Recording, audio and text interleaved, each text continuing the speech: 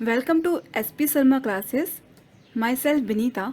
तो आज की क्लास में हम बीएड सेकेंड ईयर में पूछे गए second paper assessment of learning के क्वेश्चंस को डिस्कस करेंगे। तो आइए देखते हैं फर्स्ट क्वेश्चन। तो फर्स्ट क्वेश्चन में पूछा हुआ है कि which assessment is carries out at the end of course और प्रोजेक्ट। यानी कि इसमें पूछा हुआ है कि जब एक आकलन होता है जो कि किसी भी कोर्स के अंत में किया जाता है, यानी कि जब ये कोर्स खत्म हो चुका है या फिर कोई भी क्लास खत्म हो चुकी है, जब उस तब आकलन होता है तो उसको क्या कहते हैं। तो पहला ऑप्शन है समेटिव असेसमेंट, दूसरा है फॉर्मेटिव असेसमेंट, थर्ड है डायग्नोस्टिक असेसमेंट और फोर्थ है नन ऑफ दैम। तो देखिए यहाँ पे क्या होगा। यहाँ पे पहली बात तो समेटिव असेसमेंट दरअसल वो असेसमेंट होता है जिसे हम संकलात्मक असेसमेंट भी कहते हैं, जहाँ पर किसी भी कक्षा के खत्म होने के बाद या फिर हम कह सकते हैं कोर्स के खत्म होने के बाद इस आकलन यानी कि टेस्ट को असेसमेंट को किया जाता है। जहाँ पर क्या होता है, आप क्या करते हो, बच्चों को ग्रेड प्रोवाइड करते हो, आप उनके कार्यक्रम के पश्चात उनको उनसे टेस्ट लेते हो और ये देखते हो कि उन्हें पूरा जो आपने जितना भी इस पूरे समय काल में पढ़ाया है वो कितना आया। ठीक है, देखो यहाँ पे तो इस वजह से हमारा आंसर कौन सा हो गया, समेटिव असेसमेंट, क्योंकि ये कब लिया जाता है, जब कोई भी कोर्स या प्रोजेक्ट खत्म हो जाता है। और जबकि जो फॉर्मेटिव असेसमेंट है जिसको हम निर्माणात्मक आकलन भी कहते हैं, यहाँ पे क्या होता है कि जब ये दरअसल एक यूनिट के बाद यानी कि जब एक कोई लेसन खत्म हो जाता है उसके बाद लिया जाता है। ठीक है, और थर्ड जो है डायग्नोस्टिक असेसमेंट, तो ये दरअसल इसको निदानात्मक आकलन कहते हैं। और ये इसलिए लिया जाता है ताकि जो बच्चों की हम जांचते हैं कि उन्हें किस चीज़ में कमी आ रही है, आखिर उनको अगर कुछ समझ में नहीं आ रहा तो वो क्यों नहीं आ रहा है। ठीक है, यानी कि उसकी कमियों की जांच निकली होती है। तो यहाँ पे क्या हुआ, यहाँ पे हमारा जो फर्स्ट ऑप्शन है समेटिव असेसमेंट वो करेक्ट हो जाता है। ठीक है, अब क्वेश्चन नंबर सेकंड देखिए। क्वेश्चन नंबर सेकंड में पूछा हुआ है कि असेसमेंट और एवोल्यूशन ऑफ वन सेल्फ, यानी कि जब हम आकलन या मूल्यांकन करते हैं खुद का, वन सेल्फ यानी कि खुद का करते हैं, और वन एक्शन एटीट्यूड और परफॉर्मेंस यानी कि खुद का करते हैं, हमारे जो हम कार्य कर रहे हैं उसका करते हैं, एटीट्यूड यानी कि हमारा क्या स्वभाव है और या फिर हम किस चीज़ों को कैसे देखते हैं, और परफॉर्मेंस यानी कि हमारी क्या योग्यता है। ठीक है, तो उसको क्या कहते हैं। तो पहला है सेल्फ असेसमेंट, दूसरा है एवोल्यूशन, थर्ड है फीडबैक और फोर्थ है नन ऑफ दिस। तो देखिए यहाँ पे क्या होगा, पहली बात सेल्फ असेसमेंट यानी कि स्व आकलन, यानी कि हम खुद का आकलन कर रहे हैं, यानी कि हम अपनी खुद की कमियों को जांच रहे हैं। और एवोल्यूशन यानी कि मूल्यांकन, यानी कि हम किसी चीज़ को हम जब जब बच्चों को क्या करते हैं उनके योग्यता के हिसाब से हम उनकी जांचते हैं, उनका टेस्ट लेते हैं। फीडबैक यानी कि पृष्ठपुष्टि, यानी कि जब पृष्ठपुष्टि यानी कि जब हम बच्चों ये जानना चाहते हैं कि उन्हें बच्चों को कितना समझ में आया है, जब हम उनसे क्वेश्चन एंड आंसर्स करते हैं जानने के लिए। ठीक है, तो देखो यहाँ पे क्या हुआ, यहाँ पे हम बात हो रही थी खुद के एक्शन की, खुद के एटीट्यूड की, तो वो कैसे करेंगे, सेल्फ असेसमेंट के थ्रू करेंगे, यानी कि खुद के आकलन के थ्रू करेंगे। अब क्वेश्चन नंबर थर्ड देखिए। क्वेश्चन नंबर थर्ड में बोला हुआ है कि स्कूल बेस्ड असेसमेंट, यानी कि जब ये हमारा विद्यालय के आधार पर जो आकलन होता है वो उसके बारे में हमें बताना है। तो पहला है hinders achieving universal national standards, यानी कि इससे क्या होता है कि अगर जो हम यूनिवर्सल स्टैंडर्ड की बात कर रहे हैं उसमें स्कूल बेस्ड असेसमेंट के जरिए उसमें कमी आती है, हिंडर्स यानी कि कमी। ठीक है, तो उसकी बात हो रही है। सेकेंड ने बोला है कि help all students learn more through diagnosis, यानी कि ये क्या मदद करता है कि अगर इन स्कूल के जो हम आकलन करते हैं, जो बच्चों का जो टेस्ट लेते हैं, असेसमेंट करते हैं, उसके ज़रिए हम ये जान लेते हैं कि बच्चों को कुछ चीज़ सीखने में क्या कमी आ रही है, यानी कि डायग्नोस करते हैं, हम जानते हैं इसके बारे में। ठीक है, और उससे क्या होता है, आप बच्चों की और मदद कर पाते हो उनकी पढ़ाई में। थर्ड में बोला हुआ है कि make students and teacher non serious, यानी कि इसकी वजह से, इस आकलन असेसमेंट की वजह से बच्चे और टीचर क्या होते हैं, नॉन सीरियस, यानी कि वो पढ़ाई को सही तरीके से नहीं लेते हैं। और फोर्थ बोल रहा है कि dilute the accountability of board of education, यानी कि क्या बोल रहे हैं कि इससे क्या होता है, जो डाइल्यूट्स यानी कि बिखेर देना, यानी कि जो जिम्मेदारी होती है स्कूल ऑफ बोर्ड की वो कम हो जाती है, फिर कह सकते हैं कि उसमें इतना अकाउंटेबिलिटी नहीं रहती है। ठीक है, तो देखो पहली बात यहाँ पे हमारे सामने सीधी बात है, अगर स्कूल बेस्ड असेसमेंट हो रहा है तो उसका एक ही मकसद होता है कि आप क्या करो, बच्चों को उनकी प्रॉब्लम्स को जानो, उनको जितना हो सके उतना सिखाओ। तो इसका सही आंसर हमारा क्या होगा, second, which is help all students learn more through diagnosis. अब क्वेश्चन नंबर 4 देखिए। क्वेश्चन नंबर 4 में बोला हुआ है कि pre assessment is also called, यानी कि प्री असेसमेंट यानी कि जब हम पूर्व आकलन करते हैं, प्री यानी कि पूर्व यानी कि पहले, जब हम पहले आकलन करते हैं तो उसे क्या कहते हैं। पहला है इनिशियल असेसमेंट, यानी कि जब हम शुरुआती दौर में असेसमेंट करते हैं उसकी बात हो रही है। सेकंड है फॉर्मेटिव असेसमेंट। फॉर्मेटिव असेसमेंट यानी कि निर्माणात्मक आकलन, जो कि किसी यूनिट के खत्म होने के बाद किया जाता है। समेटिव असेसमेंट, जो किसी भी पूरा कोर्स खत्म होने के बाद किया जाता है।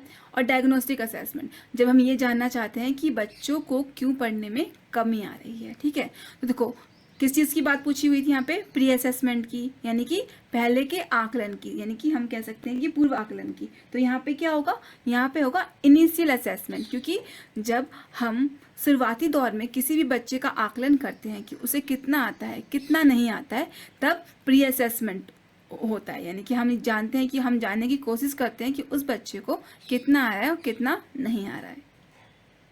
अब क्वेश्चन नंबर 5 देखिए। क्वेश्चन नंबर 5 में पूछा हुआ है कि कंटिन्यूअस एंड कॉम्प्रिहेंसिव एवोल्यूशन यानी कि CCE was a process of assessment mandated bye.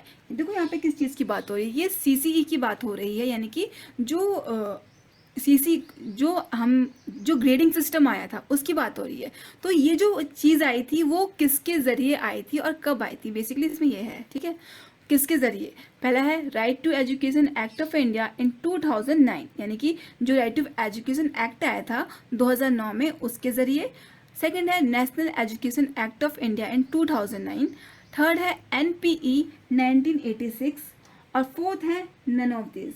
तो देखिए यहाँ पे क्या होगा, यहाँ पे हमारा ऑप्शन नंबर जो फर्स्ट है right to education act of India in 2009, ये उसी समय आया था, क्योंकि देखो इसके ज़रिए ये हुआ था कि आप किसी भी 8th क्लास तक के बच्चे को फेल नहीं कर सकते हो।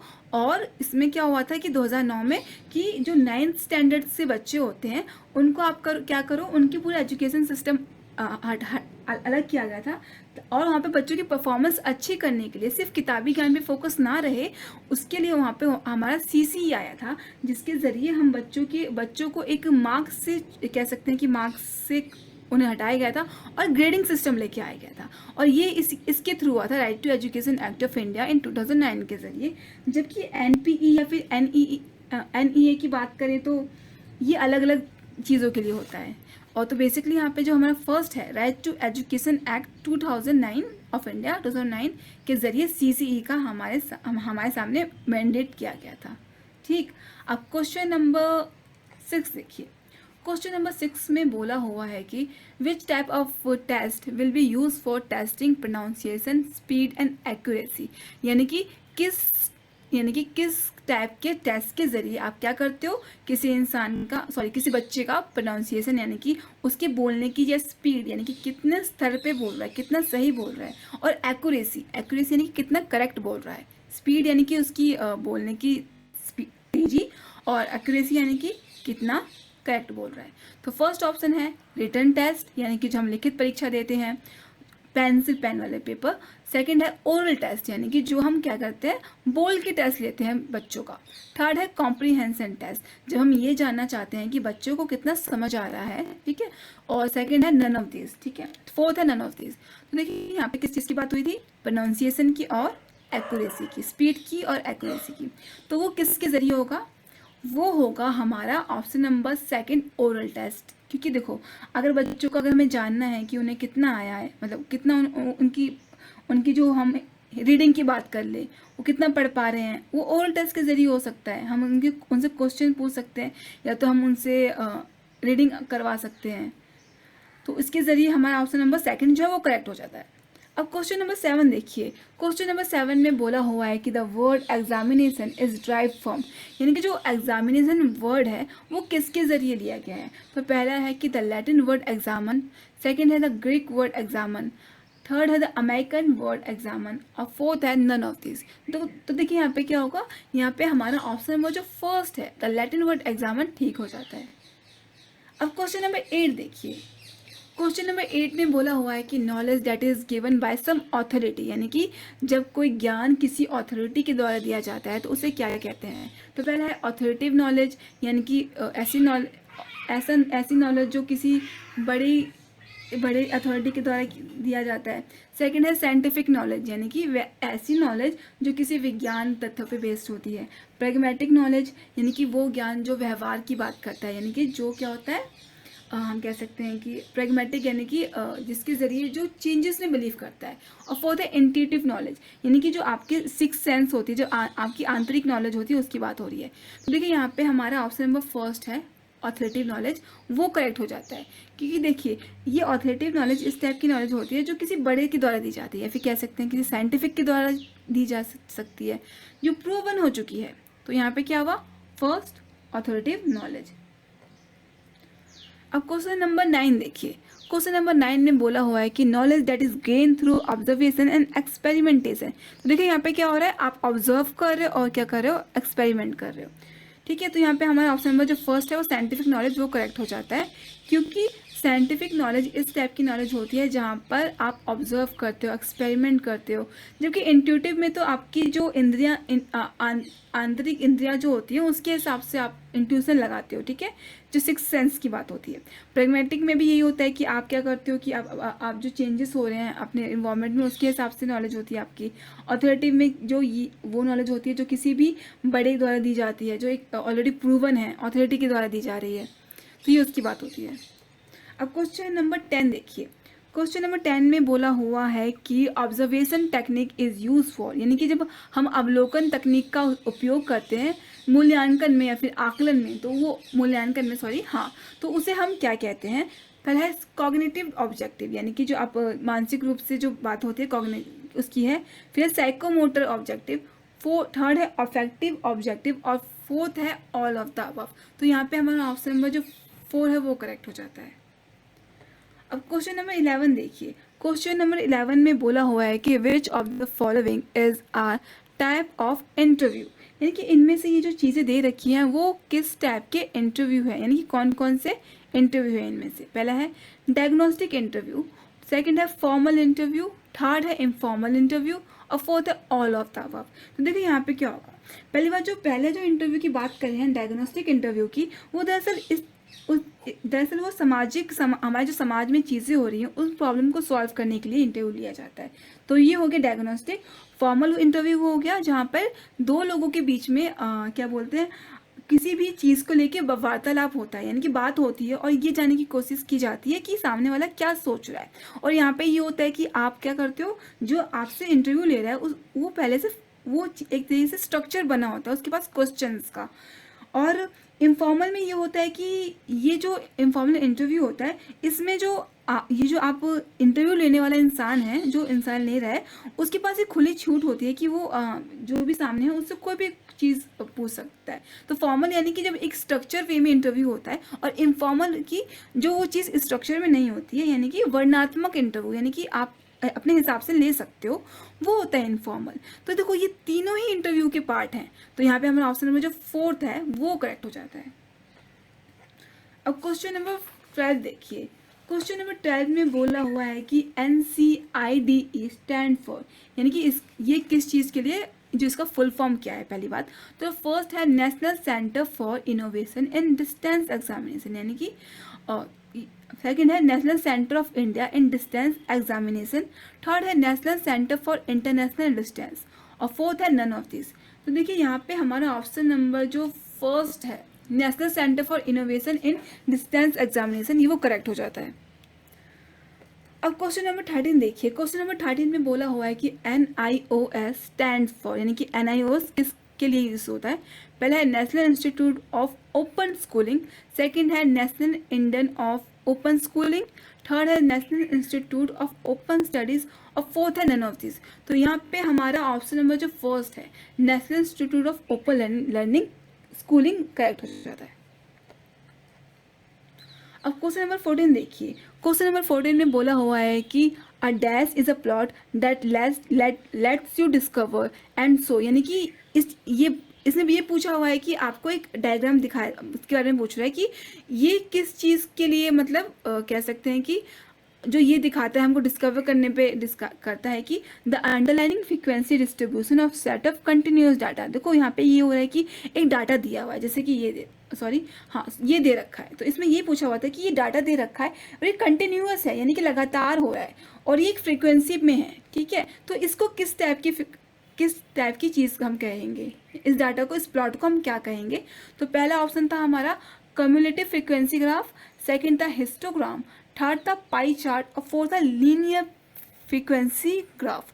तो ये जो हमारा ये जो ग्राफ है ये दरअसल हिस्टोग्राम है, क्योंकि इसमें क्या हो रहा है, आप कह सकते हो कि यहाँ पे हमें फ्रीक्वेंसी दिख रही है, ये देखो, और लगातार इसमें डिस्ट्रीब्यूशन हो रखा है और ये कंटिन्यूस डाटा का डिस्ट्रीब्यूशन है, तो ये से हम हिस्टोग्राम कहते हैं। अब क्वेश्चन नंबर 15 देखिए। क्वेश्चन नंबर 15 में पूछा हुआ है कि which of the following is are misconceptions about open book exam. यानी कि जो हम ओपन बुक एग्ज़ाम, दरअसल वो एग्ज़ाम होता है जहाँ पर बच्चों को खुली छूट दी जाती है कि आप किताबों का इस्तेमाल कर सकते हो अपने एग्ज़ाम देने के लिए, ठीक है। तो पहला है कि you don't need to study, यानी कि आपको पढ़ने की ज़रूरत नहीं है। You can't just copy straight from the book, आप सीधे किताब से कॉपी नहीं कर सकते हो। थर्ड है दे आर ब्रिज, यानी कि इसकी ये कमी है, यानी दे आर ब्रिज यानी कि ये बहुत ही हल्के में लिया जाता है, दे आर कैजुअल, ठीक है। और फोर्थ है ऑल ऑफ द अबव। तो देखिए यहाँ पे मिसकंसेप्शंस क्या क्या है। पहली बात, जो ओपन बुक एग्जामिनेशन होते हैं वो सिर्फ एक तरीके से हम ये नहीं कह सकते कि सिर्फ चीटिंग के तरीके से होते हैं, इसमें आप बच्चों के समस्या समाधान की प्रॉब्लम भी सॉल्व, यानी कि आप उनको एक तरह से प्रॉब्लम सॉल्विंग कराने के लिए हेल्प कर सकते हो। आप उनको क्वेश्चंस देते हो तो आप वो क्वेश्चंस को खुद ही ढूंढते हैं, और इस वजह से ये सारे जो मिसकंसेप्शन है कि आपको पढ़ना नहीं पड़ता है, आप सीधा कॉपी कर सकते हो बुक में से, या फिर ये बहुत ही कैजुअल है, कैजुअल ब्रिज यानी कि बहुत ही आप इसे सामान्य तरीके से लेते हो, ये सब मिसकंसेप्शन है। क्योंकि इससे इस एग्जामिनेशन से बच्चों की जो प्रॉब्लम सॉल्विंग की टेक्निक है वो इम्प्रूव होती है, और साथ साथ उनको इन्फॉर्मेशन भी गेन होती है। तो इस वजह से ये सारे मिसकंसेप्शन यानी कि जो गलत धारणाएं हैं, ठीक है। तो यहाँ पे क्या होगा, ऑप्शन नंबर 4 करेक्ट हो जाता है।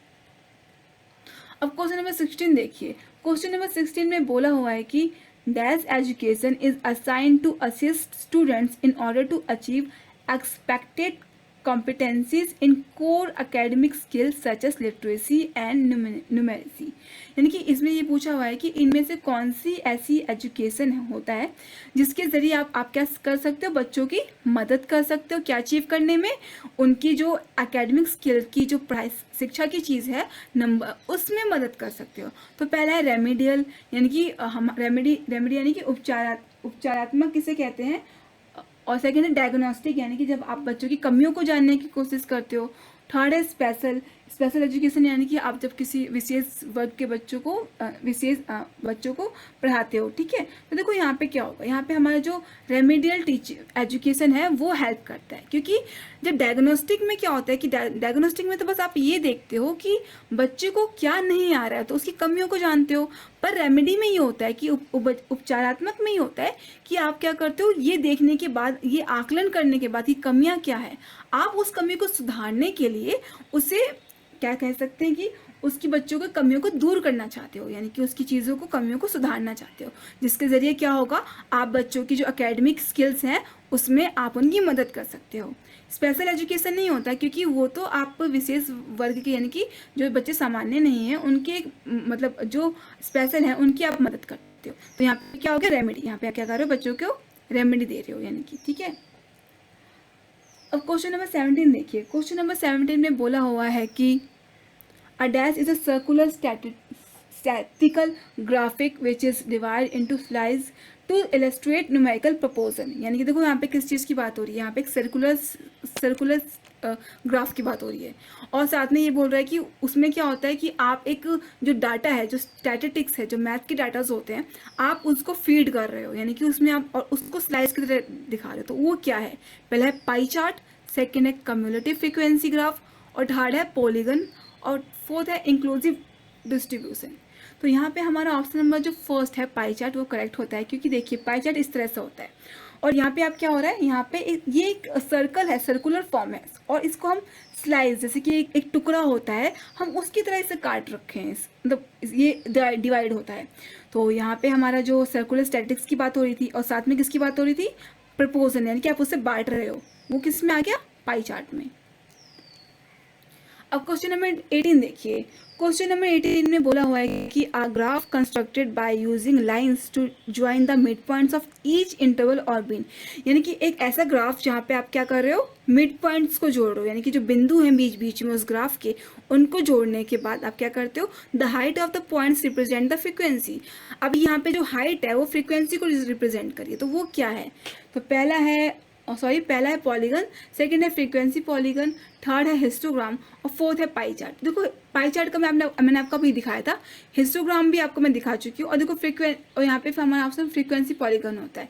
देखिए जो इस तरह से होता है, जहाँ पे आप क्या करते हो, मिड पॉइंट्स को, ग्राफ के इन मिड पॉइंट्स को ज्वाइन कर रहे हो और ये हाइट्स को भी लेके जा रही है, तो यही हमारा क्या है, फ्रीक्वेंसी पॉलीगन। इसी के बारे में बात हो रही थी, इस टाइप के ग्राफ के बारे में। अब क्वेश्चन नंबर 19 देखिए। क्वेश्चन नंबर 19 में बोला हुआ है कि graph of the eruptions variable shows the frequency proportion of eruptions whose duration are less than or equal to given level. तो यहाँ पे हमारा ऑप्शन नंबर जो फोर्थ है वो करेक्ट हो जाता है, क्योंकि फ्रीक्वेंसी ग्राफ और कम्युलेटिव फ्रीक्वेंसी में ये दोनों चीज़ बताई जाती है। अब क्वेश्चन नंबर 20 देखिए। क्वेश्चन नंबर 20 में बोला हुआ है कि which graph is a chart or graph that presents categorical data with rectangular bars. देखो यहाँ पे कौन से चार्ट की बात हो रही है, ग्राफ की बात हो रही है, ऐसे कैटेगरी डाटा की बात हो रही है जो रेक्टेंगुलर बार्स, यानी कि जो रेक्टेंगुलर बार्स के थ्रू हमारे सामने आता है और हाइट में आता है, एंड हाइट और length proportional to the value that they are represent, यानी कि अपनी और मतलब वैल्यू की प्रपोजनल है, प्रपोजनल यानी कि जो बिल्कुल अपोजिट होता है, प्रपोजनल वैल्यूज, ठीक है। और तो पहला है बार ग्राफ, सेकंड है फ्रीक्वेंसी ग्राफ, थर्ड है कम्युलेटिव फ्रीक्वेंसी ग्राफ और फोर्थ है हिस्टोग्राम। तो यहाँ पे हमारा ऑप्शन नंबर जो फर्स्ट है बार ग्राफ वो ठीक होता है। देखिए बार ग्राफ इस तरीके से होते हैं, जो रेक्टेंगुलर फॉर्म में, देखो किसकी बात हुई थी, रेक्टेंगुलर बार्स की बात हुई थी, रेक्टेंगुलर यानी कि जो हम रेक्टेंगुलर की बात करते हैं, और प्रपोजन, ठीक है। तो देखो ये बिल्कुल ये चीज़ हमारे सामने आती है, जो तो बार ग्राफ इस तरह से होते हैं। अब क्वेश्चन देखते हैं, क्वेश्चन नंबर 21। क्वेश्चन नंबर 21 में बोला हुआ है कि असेसमेंट कैन फोकस ऑन, यानी कि आप असेसमेंट में क्या फोकस करते हो, जब आप किसी बच्चे का आकलन करते हो या फिर किसी क्लास का आकलन करते हो, तो क्या आपका फोकस किस पे होगा। पहला है द इंडिविजुअल लर्नर, यानी कि जो बच्चा है, जो स्टूडेंट है, उसकी स्पेसिफिक आप उस पर ध्यान दोगे। सेकेंड है लर्निंग कम्युनिटी, यानी कि आप जितने भी बच्चे सीख रहे हैं आप उन पर ध्यान दोगे। थर्ड है द एकेडमिक प्रोग्राम, यानी कि जो जितना भी आप प्रोग्राम बच्चों को पढ़ा रहे हो ना, उसके ऊपर आप ध्यान दोगे। और फोर्थ है ऑल ऑफ द अबव। तो यहाँ पे हमारा ऑप्शन नंबर फोर्थ है वो करेक्ट हो जाता है, क्योंकि आप जब आकलन करते हो तो सिर्फ एक बच्चे का नहीं करते हो, आप इंडिविजुअल का तो करते ही हो, साथ में आप जितने बच्चे आप पढ़ा रहे हो उनका भी करोगे। और आपने जो पूरे एकेडमिक प्रोग्राम में, पूरे साल में क्या पढ़ाया है, जो समेटिव में होता है, वो भी आप देखोगे कि हाँ भाई बच्चों को कितना आया है पूरा, ये एकेडमिक प्रोग्राम उसको कितना हमारा हुआ है कि नहीं। तो ये असेसमेंट इस पे ही फोकस करेगा, सबके इंडिविजुअल पे फोकस करता है, पूरी लर्निंग कम्युनिटी पे फोकस करता है, और एकेडमिक प्रोग्राम पे भी फोकस करता है। अब क्वेश्चन नंबर 22 देखिए। क्वेश्चन नंबर 22 में बोला हुआ है कि dash assessment is a form of questioning which has no single correct answer, यानी कि ऐसा कौन सा आकलन होता है जहाँ पर क्या होता है कि आप कोई भी सिंगल करेक्ट आंसर पे फोकस करते हो, ठीक है। सिंगल करेक्ट आंसर्स की बात हो रही है, तो पहले है ऑब्जेक्टिव, सेकेंड है थ्योरी, थर्ड है सब्जेक्टिव और फोर्थ है नन ऑफ दिस। तो देखिए यहाँ पे क्या होगा, पहली बार जब हम ऑब्जेक्टिव की बात करते हैं तो वहाँ पे क्या होता है कि आपके पास एक लाइन आती है और यहाँ पे आपको 4 ऑप्शन दिए जाते हैं।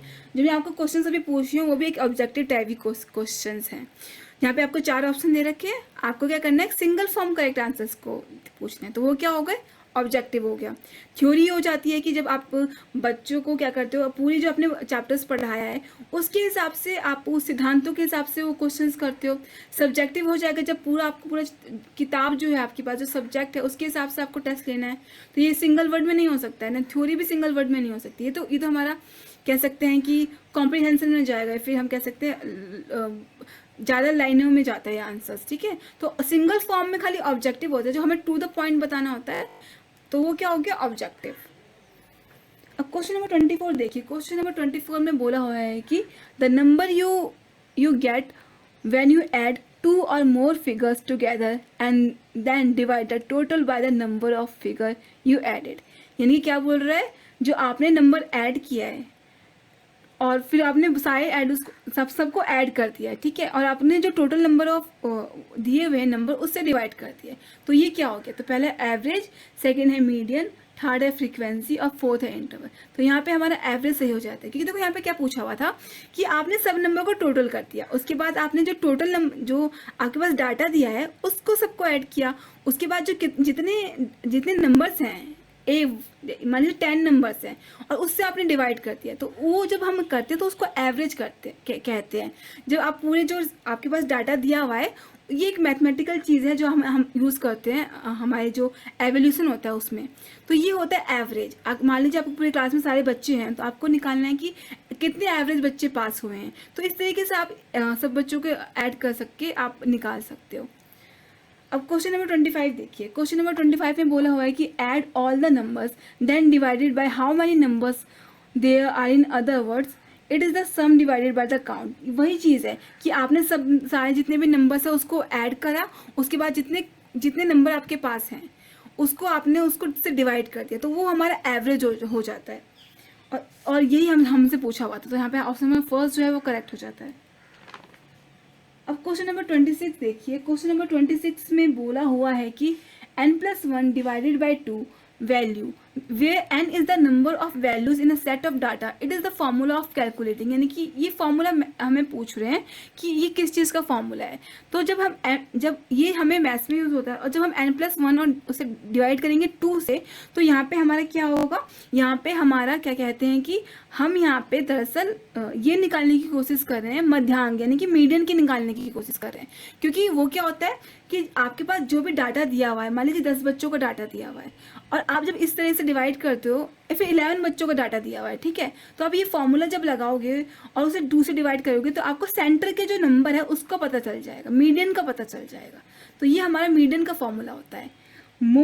मोड तो हमारा जो हम मोड ये होता है कि आप चीज़ कितनी रिपीट हो रही है आप उसकी बात करते हो, इसी तरीके से। तो ये हमारा यहाँ पे ऑप्शन नंबर सेकंड जो है वो करेक्ट हो जाता है। अब क्वेश्चन नंबर 27 देखिए। क्वेश्चन नंबर 27 में बोला हुआ है कि which assessment deal with the whole difficulties at the end that occurs during the learning process. तो यहाँ पे किस चीज़ की बात हो रही है कि इसमें पूछ रहा है कि कौन से असेसमेंट में डिफ़िकल्ट हम ये निकालने की कोशिश करते हैं कि जो अब बच्चे ने जो सीखा है उसमें उसे डिफ़िकल्टीज आ रही है, ठीक है। तो पहले समेटिव असेसमेंट। तो देखिए समेटिव असेसमेंट संक्रात्मक मूल्यांकन जो कि कोर्स की ख़त्म होने की बात होता है, ठीक है, आपकी डिफ़िकल्टीज़ का पता नहीं करता ये। सेकेंड है फॉर्मेटिव, जिसे हम कहते हैं वो जो हम यूनिट खत्म होने के बाद लेते हैं। डायग्नोस्टिक में क्या होता है, डायग्नोस्टिक में आप ये करते हो कि जो आप डायग्नोस करते हो कि आखिर बच्चे की डिफ़िकल्टी लर्निंग प्रोसेसेस में अगर उसे कुछ कमी आ रही है पढ़ने में, वो कुछ समझ नहीं पा रहा है, ये कमी देखने के लिए आप उसको डायग्नोस करते हो, देखते हो कि उसे क्यों नहीं आ रहा है, ठीक है। तो इसको हम तो इस वजह से ये क्या हो गया, ऑप्शन नंबर थर्ड जो है वो करेक्ट हो जाता है। क्योंकि यहाँ पे क्या हो रहा है, आप बच्चों की डिफ़िकल्टीज़ को जानने के लिए क्या कर रहे हो, उसके लर्निंग प्रोसेस में जो डिफ़िकल्टीज़ आ रही है उसको जानने के लिए आप उसको एसेस कर रहे हो, ठीक है, यानी कि आकलन कर रहे हो। तो ये क्या हो गया, डायग्नोस्टिक असेसमेंट, डिफ़िकल्टीज़ को जानने के लिए। समेटिव कोर्स के एंड में होता है, आप उसका रिजल्ट निकालते हो, उसको डायग्नोस नहीं करते हो। डिफ़िकल्टीज़ तो आप तभी ठीक करोगे डायग्नोसिस के बाद। अब क्वेश्चन नंबर 28 देखिए। क्वेश्चन नंबर 28 में बोला हुआ है कि flexibility in exam is important because, यानी कि फ्लेक्सिबिलिटी ये क्या होता है, लचीलापन, ठीक है।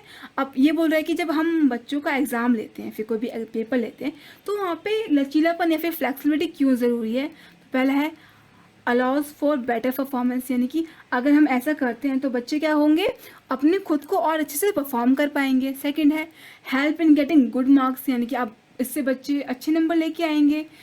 थर्ड है स्कोरिंग हाईएस्ट, अगर कम मार्क्स अगर हम आसान पेपर रखेंगे तो उससे क्या होगा कि बच्चे बहुत अच्छे नंबर लेके आएंगे, है ना। और फोर्थ क्या है, नन ऑफ दीज। तो देखिए यहाँ पे हमारा फर्स्ट ऑप्शन करेक्ट हो जाता है, क्योंकि अगर हम एग्ज़ाम को आसान रखते हैं, यानी कि हम बच्चों के हिसाब से बनाते हैं, उनकी स्तर के हिसाब से बनाते हैं, तो वो खुद अच्छा परफॉर्म कर पाएगा। देखिए एग्ज़ाम का मकसद ये नहीं होता कि आप गुड मार्क्स लेके आओ, जो सेकंड ऑप्शन में बोला था, या फिर हाईएस्ट मार्क्स स्कोर करो। आपका सबसे इम्पोर्टेंट चीज़ ये है कि आप बच्चे का किस तरीके से विकास कर रहे हो, उसकी जो परफॉर्मेंस है उसे कितना अच्छा से आप उसे और निखार सकते हो, यानी कि वो बच्चा और कितना अच्छा परफॉर्म कर सकता है। तो इसलिए आपको एग्ज़ाम कैसे रखना चाहिए, फ्लेक्सिबल, यानी कि हर बच्चे के हिसाब से, मतलब इतना मुश्किल नहीं होना चाहिए कि सब बच्चे फेल हो जाए, है ना, इस टाइप से। अब क्वेश्चन नंबर 29 देखिए। क्वेश्चन नंबर 29 में बोला हुआ है कि ई लर्निंग स्टैंड्स फॉर, ठीक है, यानी कि ई लर्निंग किस चीज़ पे आधारित होती है। तो पहला है इलेक्ट्रॉनिक लर्निंग, सेकेंड है इलेक्ट्रिकल लर्निंग, थर्ड है इंजीनियरिंग लर्निंग और फोर्थ है इलेक्ट्रिक लर्निंग। तो यहाँ पे हमारा ऑप्शन नंबर फर्स्ट है इलेक्ट्रॉनिक लर्निंग सही हो जाता है। E learning in a sense कि आप देखिए आजकल के माहौल में ई लर्निंग सबसे ज़्यादा यूज़फुल है, क्योंकि हम देख सकते हैं कि, तो पहली बात हमको इसमें फुल फॉर्म पूछा होता है, तो यहाँ पे क्या हुआ, सीधा इलेक्ट्रॉनिक लर्निंग। अब 30 देखिए। 30 में बोला हुआ है कि the use of technology to enhance learning process is called dash in education, यानी कि जब हम टेक्नोलॉजी का, जो हमारा प्रौद्योगिकी का इस्तेमाल करते हैं किसमें, लर्निंग प्रोसेस में, जब हम बच्चों का अधिगम करवाते हैं, उस प्रक्रिया में ये जो टेक्नोलॉजी है उससे डैश, तो उसे क्या कहते हैं। तो पहला है IT, सेकेंड है ICT, थर्ड है इंफॉर्मेशन टेक्नोलॉजी और फोर्थ है कम्युनिकेशन टेक्नोलॉजी। तो देखिए यहाँ पे हमारा ऑप्शन नंबर जो सेकंड है ICT, जिसे हम इंफॉर्मेशन कम्युनिकेशन टेक्नोलॉजी कहते हैं, वो ठीक हो जाता है, क्योंकि देखिए इससे हमारे जो बच्चे होते हैं उनका क्या होता है, लर्निंग प्रोसेस बहुत अच्छा होता है। जैसे कि हम उनकी बात कर लें, जो बच्चे सुन नहीं सकते, वो भी हमारा यूज़ हो रहा है, वो अपने कानों के लिए यूज़ कर सकते हैं, जो गैजेट्स आते हैं। जो ब्लाइंड्स बच्चे हैं उनके लिए कितनी सारी ऑडियो एड्स आ रहे हैं, और जो हम बच्चों को लर्निंग डिफ़िकल्टीज होते हैं उसके ज़रिए भी हम कितना पढ़ा सकते हैं, कितना अच्छे तरीके से समझा सकते हैं। और ख़ासकर आजकल के माहौल में देखा जाए तो ICT का बहुत उपयोग है, क्योंकि अगर तो यहाँ पे हमारा क्या हो गया, ICT करेक्ट हो जाता है। अब 31 देखिए। 31 में बोला हुआ है कि वो is known as the father of modern media education. तो फर्स्ट है एडवर्ड डेल, सेकेंड है फ्लैंडर्स, थर्ड है एरिक्सन, फोर्थ है चार्ल्स बेबेज। तो यहाँ पे हमारा ऑप्शन नंबर जो फर्स्ट है एडवर्ड डेल, वो करेक्ट हो जाता है। अब क्वेश्चन नंबर 32 देखिए। क्वेश्चन नंबर 32 में बोला हुआ है कि which of this is use to in exchange message with other similar to postal mail. देखिए इसमें क्या बोल रहा है कि इसमें से कौन सी चीज़ जो है आप मैसेज को एक्सचेंज करने के लिए यूज़ करते हो, पोस्टल मेल की तरह, यानी कि पोस्टल मेल इन सेंस की जिस तरह से हम पोस्टल में यूज़ करते हैं उसी तरह से। तो पहला है ईमेल, सेकेंड है न्यू ग्रुप्स, थर्ड है चैटिंग और फोर्थ है MCOM। तो देखो, तो पोस्टल मेल की तरह हम ईमेल को यूज़ करते हैं, ठीक है। अब क्वेश्चन नंबर 33 देखिए। क्वेश्चन नंबर 33 में बोला हुआ है कि audio visual aids help dash students in class, यानी कि जो हम ऑडियो और विजुअल एड्स का, यानी कि इन गैजेट्स का इस्तेमाल करते हैं, तो बच्चों को क्या मदद करता है, यानी कि बच्चों को क्या मदद करता है। तो पहला है किस टाइप के बच्चों को मदद करता है। पहला है स्लो लर्नर, जो बच्चे धीरे धीरे सीखते हैं। सेकेंड है प्लेफुल लर्नर्स, स्टूडेंट्स जो बहुत ही मतलब खेल कूद के तरीके से सीखते हैं, खेलते रहते हैं, है ना। थर्ड है इंटेलिजेंट, जो बहुत ही बुद्धिमान होते हैं। फोर्थ है क्यूरियस, यानी कि जो बच्चे क्या होते हैं, बहुत ही जिज्ञासु होते हैं। तो यहाँ पे देखो, अगर हमें इस चीज़ का इस्तेमाल करना है ऑडियो और विजुअल एड्स का, तो सबसे अच्छा हम किसको सिखा सकते हैं, स्लो लर्नर्स को, जो धीरे धीरे सीखते हैं। क्योंकि हो सकता है कि किताबी जो हम उनको बुकिश लैंग्वेज में जो पढ़ा रहे हैं वो इतना इफेक्टिव ना हो, बल्कि अगर हम उनको कनेक्ट करेंगे, उनको ऑडियो और विजुअल से देख कर और सुनकर, और या फिर कह सकते हैं मूवीज़ के थ्रू, या फिर हम उनको कहीं भी मतलब कुछ भी समझा सकते हैं अपने PPTs के थ्रू, इस डॉक्यूमेंटेशन के थ्रू, है ना। तो वो एक स्लो लर्नर्स को हेल्प करेगा चीज़ों को समझने में। और क्वेश्चन नंबर 34 देखिए।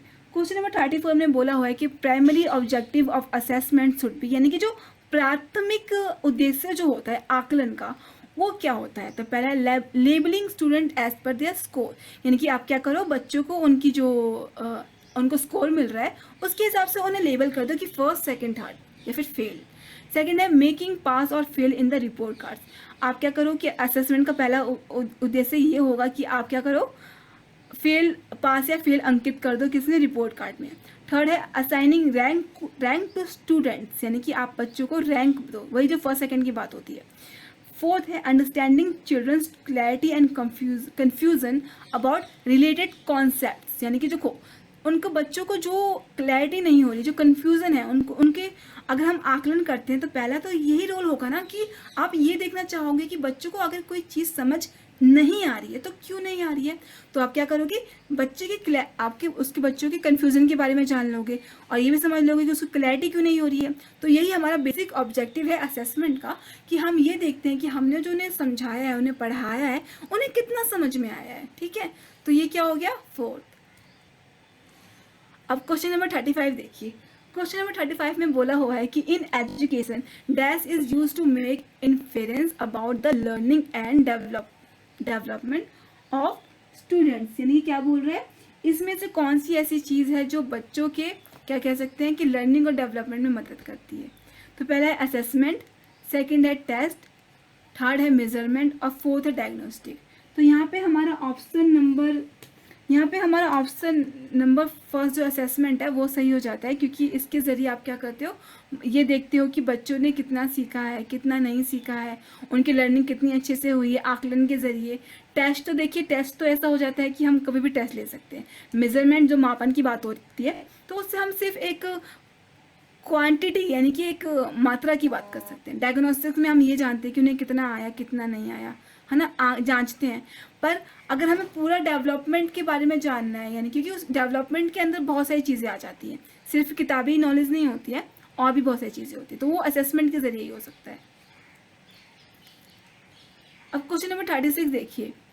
क्वेश्चन नंबर 36 में बोला हुआ है कि education is a process in which knowledge and skill are transferred, यानी कि एजुकेशन एक ऐसा प्रक्रिया है जिसके ज़रिए क्या होता है, ज्ञान, नॉलेज और स्किल यानी कि जो आपकी क्षमता है वो की ट्रांसफ़र होती है। क्या होती है, पहला फर्स्ट ऑप्शन है from a few persons to few person, यानी कि कुछ लोगों से सिर्फ कुछ लोगों में। सेकेंड है from a few person to a large number of people, यानी कि कुछ लोगों में से बहुत सारे लोगों में।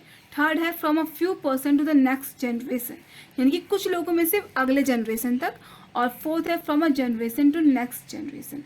तो यहाँ पे हमारा ऑप्शन नंबर जो फोर्थ है वो करेक्ट हो जाता है, क्योंकि देखिए कुछ लोगों से कुछ लोगों तक तो नहीं होता है, क्योंकि ये तो बहुत ही एक तरीके से कह सकते हैं कि जो जैसे कि आज हम जो पढ़ रहे हैं वो कहीं ना कहीं हमारे जो पीछे लोग पढ़ते हुए आ रहे हैं, उनके हमारी जो जनरेशन है, जो पीढ़ी है, वो हम तक आई है, और आगे भी हम हमारी पीढ़ी से अगली पीढ़ी तक जाएगी। तो ये क्या हो गया, जो हमारी जो नॉलेज है वो ट्रांसफ़र होती रहती है। जैसे कि हम जो भी आज तक पढ़ते हैं, कुछ भी पढ़ते हैं, ठीक है, तो वो कहीं ना कहीं हमारे जो जितना भी प्रौद्योगिकी, साइंटिफिक टेम्पर डेवलप हुआ है, या फिर किसी भी सब्जेक्ट की बात करें, हिंदी, मैथ, साइंस, सब में, तो ये सब चीज़ें जनरेशन टू जनरेशन आगे बढ़ती रही, तभी हम तक पहुँची है, और आगे भी इसी तरह से बढ़ती रहेगी। तो जो ये जो एजुकेशन जो होती है वो एक जनरेशन से दूसरे जनरेशन तक जाती है। अब क्वेश्चन नंबर 38 देखिए। क्वेश्चन नंबर 38 में बोला हुआ है कि limited to the quantitative description of their pupils performance is. देखो इसमें किसकी बात हो रही है, क्वांटिटी की बात हो रही है। क्वांटिटी मतलब कि मात्रात्मक की बात हो रही है। तो इसको अगर किसी बच्चे का हम मात्रात्मक रूप में, क्वांटिटी रूप में हम बच्चों का डिस्क्रिप्शन देते हैं, तो वो क्या होता है, पहला है टेस्ट, सेकेंड है मेजरमेंट, थर्ड है असेसमेंट और फोर्थ है एवोल्यूशन। तो देखिए यहाँ पे हमारा ऑप्शन नंबर जो सेकंड है मेजरमेंट वो करेक्ट हो जाता है, क्योंकि यहाँ पे हम किसकी बात कर रहे थे, मात्रा की, मतलब कि क्वांटिटी की बात कर रहे थे। अब जब क्वांटिटी की बात हुई है तो यानी कि नंबर्स की बात हुई है।